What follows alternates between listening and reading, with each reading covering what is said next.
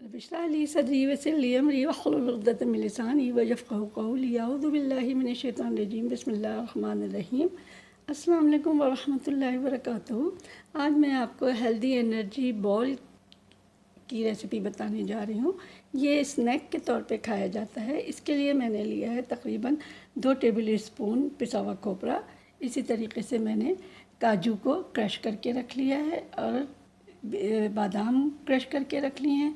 साथ में मैंने आधे कप से कम जो है शहद लिया है। उसके साथ मैंने तिल लिया है और तिल के साथ फिर मैंने लिया है ओटमील और बाकी मैंने ये लिया पीनट बटर।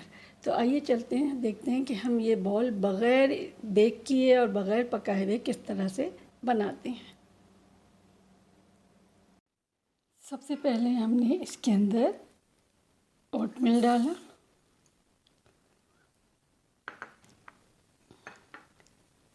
तिल डाला,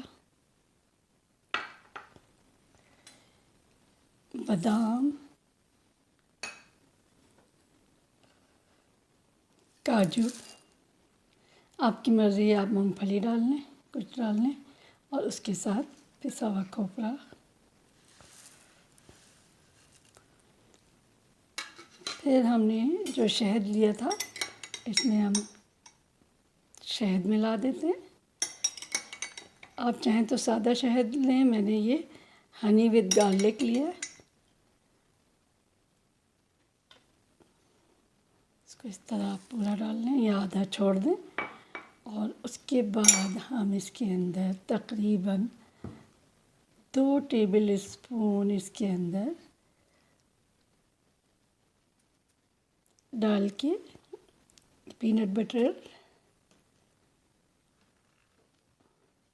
और फिर हम इसकी बॉल्स बना लेंगे। आइए देखते हैं हम इसको मिक्स करने के बाद बॉल किस तरह से बनाते हैं। इसको अच्छी तरीके से मिक्स कर लिया सारे इंग्रेडिएंट डाल के।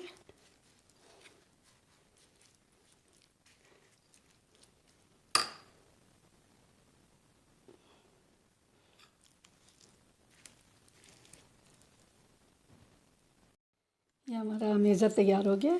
अब आप देखें ये जो अमेज़ा तैयार हुआ है इसकी हम छोटी छोटी बॉल बना लेंगे और बॉल बना के इसको फ्रिज में रख देंगे। ये बहुत ही बेहतरीन और हेल्दी स्नैक है आपके बच्चों के लिए भी, कि आप उनको स्कूल जाते वक्त लंच किट में रख के दे सकते हैं।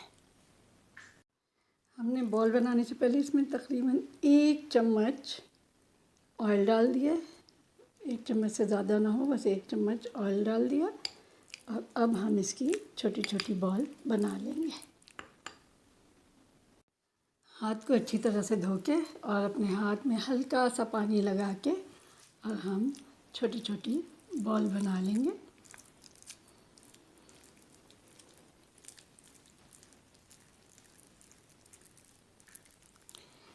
ये देखें, इस साइज़ की बॉल हम बना के रखते जाएंगे।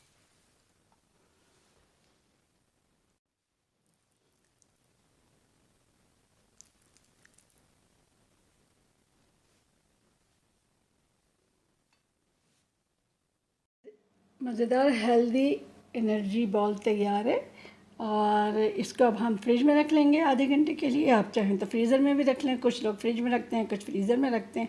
और उसके बाद आप इसको बतौर स्नैक कॉफ़ी या चाय के साथ इस्तेमाल कर सकते हैं। बच्चों को रोज़ाना एक उनके लंच बॉक्स में डाल सकते हैं। ये बहुत ही मज़ेदार और मज़ेदार होने के साथ साथ बहुत ही हेल्दी फूड है।